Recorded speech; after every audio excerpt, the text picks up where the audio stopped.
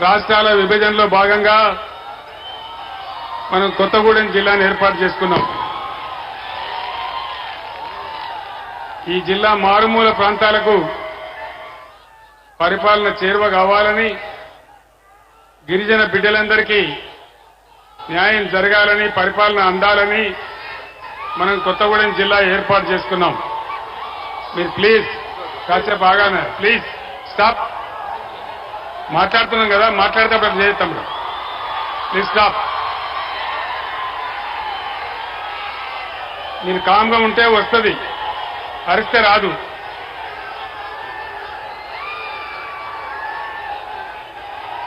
మీరు కామ్గా ఉంటే వస్తుందా? కామ్గా ఉండాలా.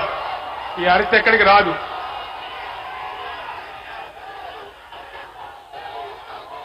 Please please please don't do that.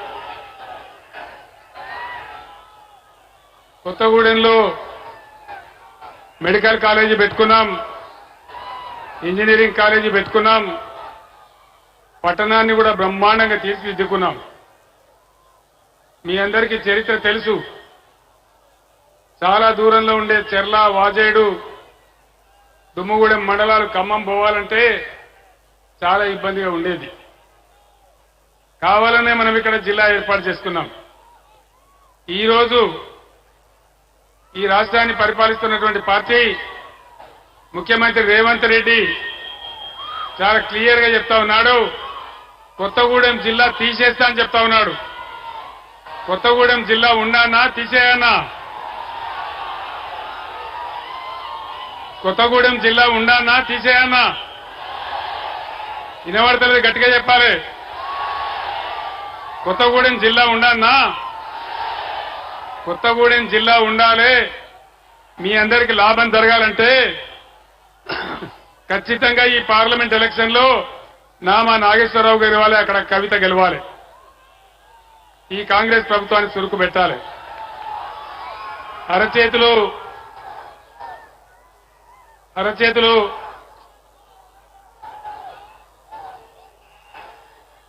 అరచేతిలో వైకుంఠం చూపించి అడ్డగోలు వాగ్దానాలు చేసి ప్రజలను దారుణంగా మోసం చేసింది కాంగ్రెస్ పార్టీ.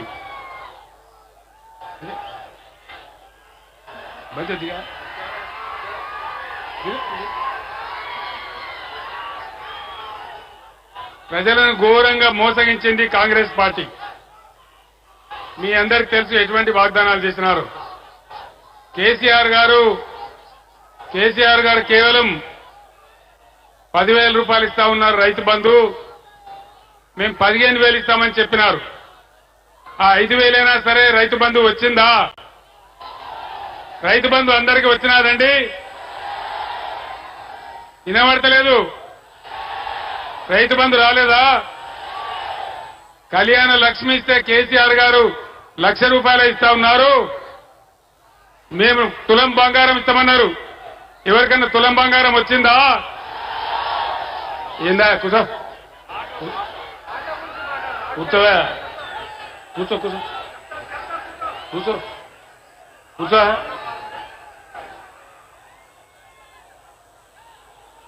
ఈరోజు మహిళలకు ప్రతి ఒక్కరికి కూడా 2,500 రూపాయలు ఇస్తామన్నారు. వచ్చిందా ఎవరికైనా? కేసీఆర్ కేవలం 1,00,000 రూపాయలే రుణమాఫీ చేశాడు. ముఖ్యమంత్రి చెప్పినాడు, మీరందరూ కలిసి వెంటనే పోండి, 2 లక్షల రుణం తెచ్చుకోండి. తెచ్చుకుంటే మీకు తప్పకుండా 2 లక్షల రుణమాఫీ చేస్తున్నారు. 2 లక్షల రుణమాఫీ అయ్యిందా? వినబడతలేదు. 2 లక్షల రుణమాఫీ అయ్యిందా అండి? మరి ఏమైంది కాంగ్రెస్ పాలనలో? మేము అధికారంలోకి రాగానే 6 గ్యారంటీలకు చట్టం చేసి చట్టబద్ధత కల్పించి మీ అందరికీ కూడా న్యాయం చేస్తామని చెప్పి ఆనాడు వారు చెప్పినారు.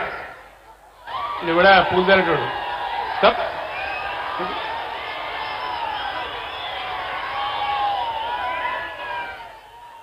ఏది కూడా చేయలే, ఏ ఒక్క హామీ చేయలే. మరి ఏం చేస్తారు వీళ్ళు? ఆనాడు 24 గంటల కరెంట్ వచ్చింది రైతాంగానికి. ఈరోజు కరెంట్ వస్తుందా? కరెంటు కోతలు అవుతున్నాయా? మరి ఏమైంది కరెంటుకు? కేసీఆర్ ఉన్నప్పుడు ఒక రెప్పపాటు కూడా పోనటువంటి కరెంటు ఇప్పుడు ఎక్కడికి మాయమైపోయింది. ఇదే జిల్లాలో ఒక గిరిజన గూడెం ఉంటుంది పినపాక నియోజకవర్గంలో. బ్రహ్మాండంగా మిషన్ భగీరథ కార్యక్రమం పెట్టి ఒక చిన్న ఊరు, చాలా చిన్న ఊరు, గిరిజన గ్రామం దొంగతోపు అని చెప్పి ఒక చిన్న గూడెం ఉంటుంది. అక్కడికి కూడా నీళ్లు పంపించినాం. ఇలా మిషన్ భగీరథ నీళ్లు సక్రమంగా వస్తున్నాయా? అక్కడ ఇబ్బంది జరుగుతా ఉంది. అదేవిధంగా గిరిజన బిడ్డలకు 3 ఫేజ్ కరెంట్ ఇవ్వాలని, బ్రహ్మాండంగా అందరికి కూడా వ్యవసాయం జరగాలని, వాళ్ళ పంటలు పండాలని, వాళ్ళందరికీ కూడా కోట్లాది రూపాయలు ఖర్చు పెట్టి 3 ఫేజ్ కరెంట్ ఇప్పించినాం. ఇవాళ అక్కడ కూడా మోటార్లు కాలుతా ఉన్నాయి, పొలాలు ఎండిపోతా ఉన్నాయి, రైతులు బాధపడతా ఉన్నారు.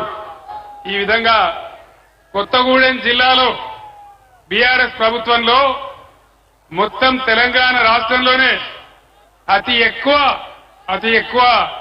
పోడు పట్టాలు ఇచ్చింది బీఆర్ఎస్ ప్రభుత్వం. 1,55,000 ఎకరాలకు పోడు పట్టాలు అందించినాం. వెంటనే రైతు బంధు కూడా వేసినాం, రైతు బీమా కల్పించినాం. ఇలా గిరిజన రైతులకు రైతు బంధు వచ్చిందా? పోడు భూములకు రైతు బంధు వచ్చిందా? రావాలనా? యుద్ధం చేద్దామా? పోరాడదామా? మరి మీరంతా సిద్ధంగా ఉండాలి. గిరిజనుల కోసం ప్రత్యేక గురుకులాలు పెట్టినాం, మైనార్టీల కోసం ప్రత్యేక గురుకులాలు పెట్టినాం, బీసీల కోసం, ఎస్టీల కోసం 1100 గురుకుల పాఠశాలలు పెట్టి వాళ్ళ బతుకులు బాగుపడాలని ప్రయత్నం చేసినాం. అక్కడ చదువుకున్న పిల్లలు బ్రహ్మాండంగా IIT, ITF, IIM, MBBS, IAS పరీక్షలకు కూడా పోతా ఉన్నారు. మంచి ఫలితాలు తెస్తా ఉన్నారు. ఈ రోజు తెలంగాణ రాష్ట్రంలో నేను ముఖ్యమంత్రిగా ఉన్నప్పుడు ఓవర్సీస్ స్కాలర్షిప్ దళిత బిడ్డలకు, గిరిజన బిడ్డలకు, ముస్లిం మైనారిటీలకు అందరికీ కూడా 20 లక్షల స్కాలర్షిప్ ఇచ్చినాం. ఈ రోజు 20 లక్షల స్కాలర్షిప్ ఇస్తున్నారా? ఓవర్సీస్ స్కాలర్షిప్ ఇస్తున్నారా? ఫీజు రియంబర్స్మెంట్ ఇస్తున్నారా? మరి ఏం చేస్తున్నారు? డబ్బులు ప్రభుత్వం ఏం చేస్తా ఉంది? దయచేసి మీరు ఆలోచన చేయాలి. గిరిజనుల కోసం చరిత్రలోనే ఎప్పుడు లేనటువంటి బంజారా హిల్స్లో బంజారాల కోసం బంజారా భవన్ గాని, కుమ్రంభీం పేరు మీద ఆదివాసీ భవన్ గాని కట్టినాం. ఎప్పుడైనా ఏ ప్రభుత్వం కట్టిందా? కోట్ల రూపాయలు పెట్టి గిరిజన బిడ్డల కోసం రాజధాని నడిబొట్టున 75 సంవత్సరాల స్వాతంత్రంలో మొదటిసారిగా బ్రహ్మాండంగా మీకు గిరిజన భవనాలు కట్టించినాం. మీ అందరూ కూడా ఒక ఆలోచన చేయాలి. కరెంటు కాట కలిసింది.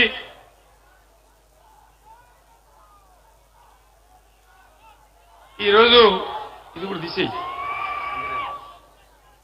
సింగరేణి బిడ్డలకు కూడా బీఆర్ఎస్ హయాంలో ఎటువంటి లాభాలు చేసినామో, ఏమేమి సాయం జరిగిందో మీ అందరికీ తెలుసు. తెలంగాణ స్పెషల్ ఇంక్రిమెంట్ ఇచ్చినాం, బోనస్ ఇచ్చినాం, చరిత్రలో ఎప్పుడు లేనంత పెంచినాం. ఇప్పుడు ఈ ప్రభుత్వం సింగరేణిని కూడా ముంచే కార్యక్రమంలో ఉంది. ఎందుకంటే మీ అందరికీ తెలుసు, ఈనాడున్న ముఖ్యమంత్రి చోటేబాయ్ నరేంద్ర మోడీ బడేబాయ్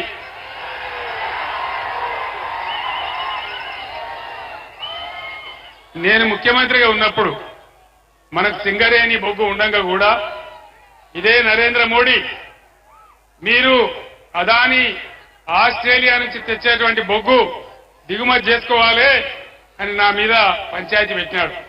నేను ఆ రోజు చెప్పిన, మాకే సింగరేణి ఉంది, మాకే బొగ్గు ఉంది, నీ ఆస్ట్రేలియా బొగ్గు మాకెందుకని చెప్పి ఎట్టి పరిస్థితులలో 1 టన్ను కూడా కొనమని చెప్పి నేను చెప్పినాను. సింగరేణిని కాపాడడానికి ప్రయత్నం చేసినాం. మరి దయచేసి మీరు ఆలోచన చేయాలి. ఈరోజు ఏది కూడా జరగల. రైతు బంధు రాలే, కరెంటు రాలే, రుణమాఫీ కాలే, అన్ని హామీలు కూడా అరచేతిలో వైకుంఠం చూపించి గోల్మాల్ చేసి గద్దెకెక్కిన కాంగ్రెస్ ప్రభుత్వం ఘోరమైనటువంటి పనులు చేస్తా ఉంది. జిల్లాలను కూడా తీసేస్తా అంటా ఉన్నారు. జిల్లాలు ఎందుకు పెట్టినా, మనకు పనిలేక పెట్టినామా? ప్రజలకు పరిపాలన చేరువ కావాలని, అందరికీ అందుబాటులోకి రావాలని కొత్తగూడెం జిల్లా చేయడమే కాదు, బ్రహ్మాండమైన కలెక్టర్ కార్యాలయం కట్టుకున్నాం, అద్భుతమైన కలెక్టరేట్ కట్టుకున్నాం. ఇవన్నీ కూడా తీసేస్తామని మాట్లాడుతా ఉన్నారు. నరేంద్ర మోడీ బీజేపీ ప్రభుత్వం 10 ఏళ్ల కింద దేశంలో గద్దెకెక్కితే ఒక్క హామీ అన్న నరేంద్ర మోడీ నెరవేర్చిండా? బేటీ పడావో బేటీ బచావో ఎక్కడన్నా కనబడ్డదా? అమృత్ కాల్ వచ్చిందా? అచ్చే దిన్ వచ్చిందా? ప్రపంచంలో మన రూపాయి వాల్యూ ఎంత? 83 రూపాయలు. $1కు 83 రూపాయలు. నరేంద్ర మోడీ అంత దరిద్రమైనటువంటి పరిపాలన మళ్ళా చూడం మనం. అంత దుర్మార్గమైన పాలన, మతాలకు పంచాయతీ పెట్టి మనకు ఉద్వేగం రేపి ఓట్లు దొబ్బుకున్నాడే తప్ప ఏ ఒక్క మంచి పని కూడా జరగలే. అమృత్ కాల్ అన్నాడు, వచ్చిందా? ఏ ఒక్క మంచి పని అన్నా జరిగిందా? ఇవన్నీ జరగకపోగా ఇవాళ ఏమంటున్నాడు నరేంద్ర మోడీ? నేను గోదావరి నదిని ఎత్తుకపోయి తమిళనాడుకు కర్ణాటక ఇస్తా అంటున్నాడు. తెలంగాణకున్న ఒకే ఒక్క ఆధారం గోదావరి నది. ఆ గోదావరి నది కూడా పోతే మన బతికేం కావాలి? భద్రాచలం దగ్గర దుమ్ముగూడెం సమీపంలో ఖమ్మం జిల్లాలోని ఎత్తైన ప్రాంతాలు, ఏనుకూరు కావచ్చు, జూలూరుపాడు కావచ్చు, ఇంకా కిందికున్న మండలాలు కావచ్చు, సాగర్లో నీళ్లు తక్కువ పడ్డప్పుడు కృష్ణా ఆయకట్టు కావచ్చు, అన్నిటికీ కూడా ఆధారం సీతారామ ప్రాజెక్టు. బ్రహ్మాండమైన సీతారామ ప్రాజెక్టు నిర్మాణం జరుగుతా ఉంది. మీరు కళ్ళారా చూస్తా ఉన్నారు. మరి మీద ఇచ్చంపల్లి దగ్గర ఆనకట్ట కట్టి ఉన్న గోదావరి నీళ్లు తమిళనాడు కర్ణాటకకు తరలించకపోతే మన తెలంగాణ గతి ఏం కావాలి? మీ గోదావరిని మీ ముందరనే నేను ఎత్తుకొని పోతా అని నరేంద్ర మోడీ చెప్తా ఉన్నాడు. మరి ఆ నరేంద్ర మోడీకి, బీజేపీకి మనం ఒక్క ఓటు కూడా వేయాలనా? ఎందుకు వేయాలి ఓటు? దేనికోసం వేయాలి? దయచేసి మీరందరూ ఆలోచన చేయాలి. నేను ముఖ్యంగా విద్యావంతులకు, యువకులకు నేను ఒక్కటే మాట మనవి చేస్తా ఉన్నా. ఇది ఆషామాషి వ్యవహారం కాదు. మన బతుకు తెరువు సమస్య, మన జీవన మరణ సమస్య. మొత్తం తెలంగాణకు గోదావరిని లేకుండా చేస్తా అంటే మరి ఈనాడు ఈ రాష్ట్ర ముఖ్యమంత్రి ఎందుకు మాట్లాడడం లేదు? ఎందుకు కుయ్యమంటలేడు? ఎందుకు కుట్టుకుమంటలేడు? దాని వెనుకున్న మతలవేంది? దయచేసి ఒకసారి ఆలోచన చేయాలి. ఈ విధంగా మన కళ్ళ ముందే మనం మోసం చేస్తా అంటున్నాడు. నేను ముఖ్యమంత్రిగా ఉండే రోజులో నరేంద్ర మోడీ ఒక కండిషన్ పెట్టినాడు. కేసీఆర్, నువ్వు ఖచ్చితంగా రైతుల బాయిలకు మీటర్లు పెట్టాలి అంటాడు. నేను చెప్పిన, నా తల తెగి పడ్డా నేను మీటర్లు పెట్టా అని చెప్పిన. మరి అలా ఈ చోటే బాయి బడే బాయి కాంగ్రెస్ కు బీజేపీకి ఓటేస్తే ఏమైతుంది? ఏం జరుగుతుంది? ఏ రకమైన పరిస్థితులు వస్తాయి? ఖచ్చితంగా మళ్ళా మోటార్లకు మీటర్ పెడతారు. తస్మాత్ జాగ్రత్త అని మనవి చేస్తా ఉన్నా. తెలంగాణలో మీటర్లు పెట్టొద్దంటే ఖచ్చితంగా తెలంగాణ కోసం పేగులు తెగ కొట్లాడే బీఆర్ఎస్ ఎంపీలే గెలవాలి. నామా నాగేశ్వరరావు గెలవాలి, కవిత గెలవాలి. కాంగ్రెస్ పార్టీ ఏం చేసింది? కాంగ్రెస్ పార్టీ ఫ్రీ బస్ అని పెట్టింది. ఫ్రీ బస్ పెడితే ఏమైంది? ఆటో రిక్షా వాళ్ళు రోడ్డున పడ్డారు. ఇలా ఆటో వాళ్ళ బతుకులు ఏమైనాయి? ఆటోల గతి ఏమైంది? వాళ్ళు ఇలా ఆత్మహత్యలు చేసుకుంటా ఉన్నారు. ఆటో రిక్షా కార్మికుల బతుకులు బాగుపడాలంటే ఏం కావాలా భయ్ నీకు? ఆటో రిక్షా వాళ్ళ బతుకులు బాగుపడాలంటే ఖచ్చితంగా మన బీఆర్ఎస్ ఎంపీలు గెలవాలి. వాళ్ళకి న్యాయం జరగాలి. ఏ వర్గం కూడా పట్టించుకోకుండా ఇవాళ గురుకులాలు పెట్టినాం. ఆ గురుకులాల గతి ఏమైతా ఉంది? ఆ గురుకులాలలో కలుషిత ఆహారం తిని అమ్మాయిలు బీమారైతా ఉన్నారు. భువనగిరిలో ఒక అమ్మాయి చచ్చిపోయింది. అంటే మీకింత పట్టింపు లేదా? పేద విద్యార్థులంటే అలుసా? ఈ రకంగా అన్ని అబద్దాలు చెప్తూ ప్రతి ఒక్క మాట కింది మీద మాట్లాడుతూ మీరు ఇలా గోవిం చేసేటువంటి కార్యక్రమాలు చేస్తా ఉన్నారు. మీ అందరినీ కూడా నేను కోరేది ఒకటే, ఖచ్చితంగా తెలంగాణ సమస్యలు, తెలంగాణ నదుల నీళ్లు, తెలంగాణకే చెందాలంటే, తెలంగాణకు కేంద్రం నుంచి నిధులు రావాలంటే, తెలంగాణ అస్తిత్వం ఆత్మగౌరవం నిలబడి ఉండాలంటే ఖచ్చితంగా ఈ రోజు బీఆర్ఎస్ వాళ్ళైతేనే బ్రహ్మాండంగా పోరాటం చేస్తారు. ఇవాళ నరేంద్ర మోడీ మన తెలంగాణకు వచ్చిండు. అందులో ఒక సభలో మాట్లాడిండు. ఏం మాట్లాడతాడు ఆయన? రేవంత్ రెడ్డి ఈ రాష్ట్ర ముఖ్యమంత్రి ట్యాక్స్ వసూలు చేస్తా ఉన్నాడు అని నరేంద్ర మోడీ మాట్లాడుతా ఉన్నాడు. అది నిజమే అయితే మీరిద్దరు మిలాఖత్ కాకపోతే మరి వెంటనే ముఖ్యమంత్రి మీద ఎంక్వైరీకి ఆదేశం చేయి, వెంటనే ఈడీని దించు, ఐటీని దించు, ఎక్కడెక్కడ దొంగతనం జరుగుతుందో పట్టుకో. అది చేత కాదు నరేంద్ర మోడీకి. మీదికి నాటకాలు ఆడతారు కానీ ఖచ్చితంగా ఇవాళ వారిద్దరు ఒకటే. ఎవరికి ఓటేసినా అది గోదావరిలో వారేసినట్టే తప్ప మన రాష్ట్రానికి వచ్చే లాభం ఏమీ లేదు. నేను ఒక్కటే మాట మీకు చెప్తా ఉన్నా. మీ బిడ్డగా ఆనాడు నేను తెలంగాణ రాష్ట్రం తెస్తా అని చెప్పిన. ఇదే కొత్తగూడెనికి చాలా సార్లు వచ్చిన, వందలాది సభలు పెట్టినాం.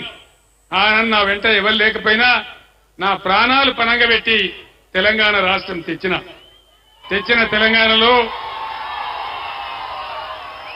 తెలంగాణలో కులం లేకుండా, మతం లేకుండా, ఏ వివక్ష లేకుండా అన్ని వర్గాల ప్రజలను పొట్టన పెట్టుకొని బ్రహ్మాండంగా తీసుకొని పోయినాం. శాంతి భద్రతలు అద్భుతంగా ఉండే. ఏ ఒక్కనాడు హిందువుల మధ్య, ముస్లింల మధ్య కొట్లాటలు జరగలే, ఏ రకమైన అలజడి జరగలే. కానీ ఈరోజు మాట్లాడితే హిందూ ముస్లిం అని మాట్లాడుకుంటూ ప్రజల్లో విద్వేషం నింపుకుంటూ ఘోరమైన కార్యక్రమాలు చేస్తా ఉన్నారు.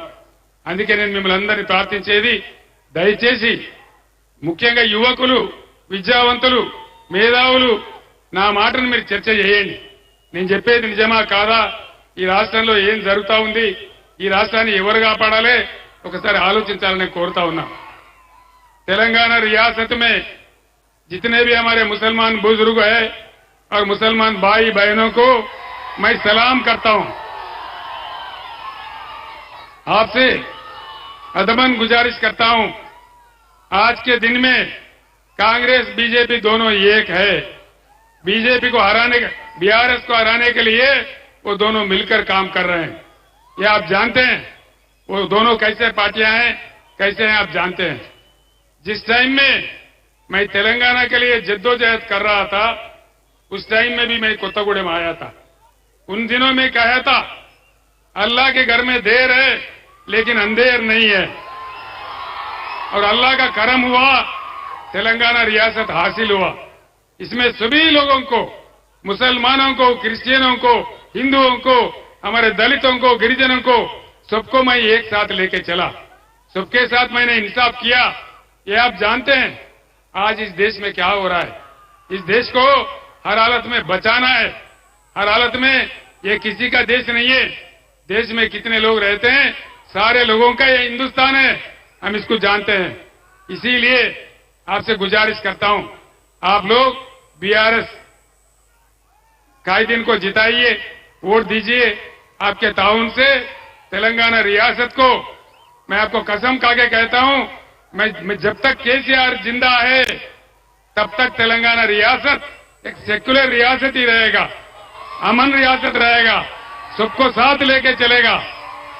एक बात मैं आपसे कहना चाहूंगा, एक बात, मैं हर रमजान में आप लोगों के लिए तोहफा भेज रहा था, इफ्तार का इंतजाम किया था.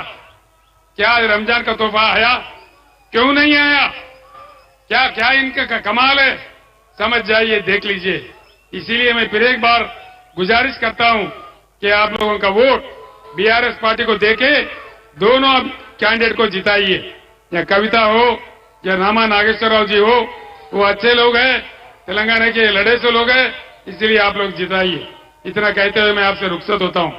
సోదరులారా, మీరందరూ కూడా అనేక ప్రాంతాల నుంచి, ఇటు ఖమ్మం కావచ్చు, అటు మహబాద్ కావచ్చు, మీరిద్దరు వచ్చారు. మీ అందరికి చాలా థ్యాంక్స్. చాలా ఆవేశపూరితమైన స్వాగతం నాకు తెలియజేశారు. ఖచ్చితంగా ఈ చారిత్రక సందర్భంలో బీఆర్ఎస్ ఎంపీలు గెలిస్తేనే తెలంగాణ నదుల నీళ్లు తెలంగాణకు దక్కుతాయి, సెంట్రల్ నుంచి రావాల్సిన నిధులు తెలంగాణకు వస్తాయి.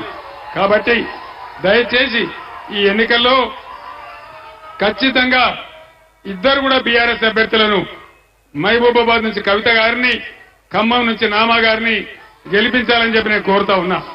నేను ఇందాక ఖమ్మం నుంచి కొత్తగూడెం వస్తా ఉంటే కార్లలో పోయేవాళ్ళు, ట్రాక్టర్లో పోయేవాళ్ళు, జీబులో పోయేవాళ్ళు, ఆటోలో పోయేవాళ్ళు అందరూ కూడా ఇట్లా చూపెడతా ఉన్నారు జై కేసీఆర్ అని చెప్పి. కాబట్టి మీ అందరికీ కూడా నేను ప్రార్థిస్తా ఉన్నా, అయిపోయింది కాంగ్రెస్ కథ అయిపోయింది, బీజేపీ కథ కూడా అయిపోయింది. కాబట్టి బ్రహ్మాండమైన మేయర్తోని బీఆర్ఎస్ ఎంపీలను గెలిపించండి.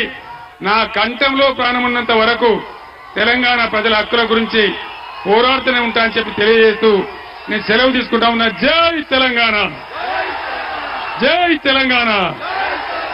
కారు గుర్తుకే, కారు గుర్తు